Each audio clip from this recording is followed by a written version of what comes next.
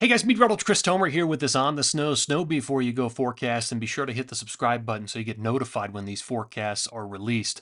Okay, let me take you into water vapor satellite imagery and just set the table for you here. Here are the key features. So on this, your moisture aloft is going to be in the whites and the blues. The drier air aloft is in the oranges and the reds. And so here comes this cold front. This will be a player between 12.8 and 12.9 across a lot of the west, the Intermountain West. It'll drop temps. It's not necessarily going to bring big snow accumulation, but light in most places, like 1 to 4 inches for a lot of places. Then behind it, we've got a pretty big storm rolling up into parts of Alaska and eventually up into Canada. But there's a lot of energy behind this and a dip in the jet back here over the Pacific. All of this is going to start to migrate towards the west coast.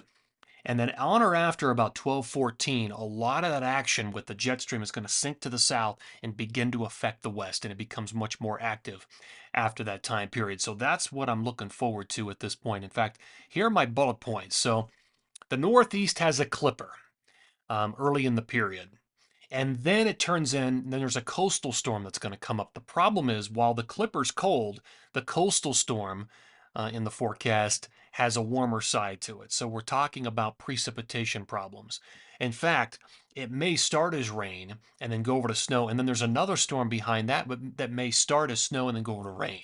So I think we're going to be dealing with some precipitation type problems in the Northeast at the major ski areas. We'll look at that coming up. But in the west, of course, that cold front I just marked between 12.8 and 12.9, and then a more active pattern for the west on or after 12.14. All right, here are my key dates for snowfall, my snow timeline for the Wasatch, Tetons, Colorado, Tahoe, interior BC, and the Northeast. I won't go through all these, but I was mentioning the Northeast, and you can see there are several different chances to see some precipitation, to see some rain or even rain snow down the road. For interior BC, it's been an amazing stretch. We've had like almost 2 feet of snow at Revelstoke over the last few days. You've got some moderate to heavy snow coming on 12/14 into 12/15. So that's really the next big thing to look forward to. In the Wasatch, light snow accumulation on 12/9, light on 12/15, and moderate to heavy coming in on 12/17. So at least we've got some storm systems on the board. They're pretty light initially, but then later in the period, things appear to turn more active. Okay, here's my spider chart, kind of a reflection of what you just saw there, but in graphical form, obviously. So odds of best snow roughly next 8 days or so.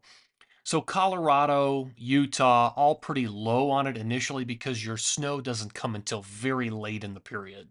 So I kind of kept you a little bit low, but if you have more purple higher on the web, better odds of new snow.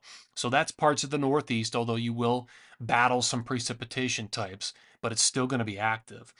British Columbia is way up there. The Pacific Northwest is up there.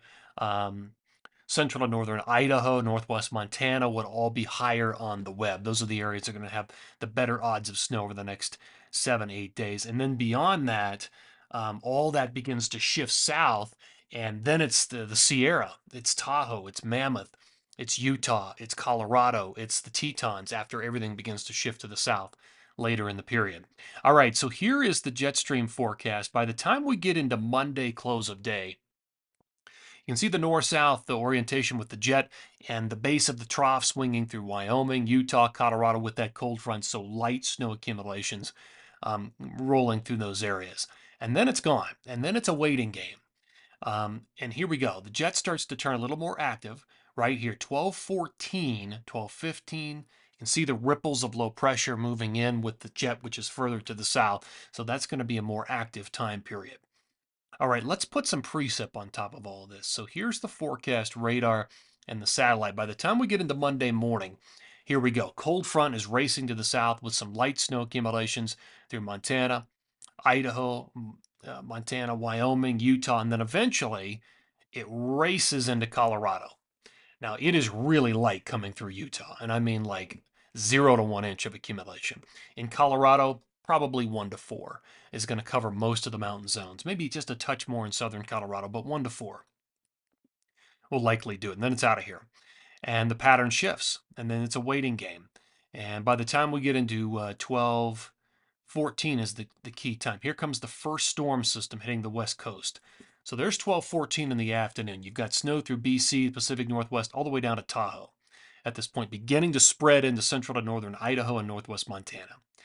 And then it makes its move, and the trajectory kind of takes it a little bit further north than what I'd like. It still leaves snow for the Sierra and a little bit of snow for Utah and Colorado, but a lot of it's going to go north of there. You can see it's kind of sliding to the north. Now, here comes the next storm system. This is 12-16, 12-17. This is a much bigger storm system, and it's going to track a little further to the south. So that's going to hit more directly against the Sierra, parts of Nevada, Idaho, and then Utah right there and directly into Colorado as well through 12-17 and likely 12-18. So that's what lies ahead. Here's my snow forecast. This is 12-9 through 12-17. Keep in mind, a lot of the big numbers you see here come later in the period. The Sierra numbers come later in the period. The bigger numbers for the Wasatch later in the period. The bigger numbers for Colorado later in the period.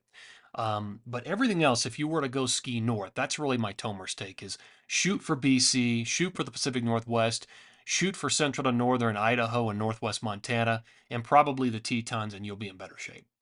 Because then once we shift the pattern after 12-14, then we start to pick up the bigger numbers for the Sierra, parts of Utah, and also into Colorado. Okay, let's go to the Northeast. Again, dealing with a clipper and then a possible couple coastal lows or some hybrid version of a coastal low and a clipper between 12-9 and 12-17. So the issue here is if it was all snow, the numbers would be 2 to 3 times bigger than this. But it looks to me like we're going to be dealing with rain and snow. So I had to cut the numbers down, thinking probably 4 to 8 inches of total snow accumulation. And it doesn't all come at one time. But the precip on the 11th is pretty significant. And again, the problem is going to be, precipitation types. So just something to keep in mind, and likely going to see lake effect kick back in behind this main coastal low that swings through. So keep that in mind. Snow Ridge likely will benefit behind the storm system once the winds turn and the colder air comes pouring in. All right, guys, that's going to do it for this On the Snow Before You Go forecast. Appreciate you tuning in here. Take care and have a great day.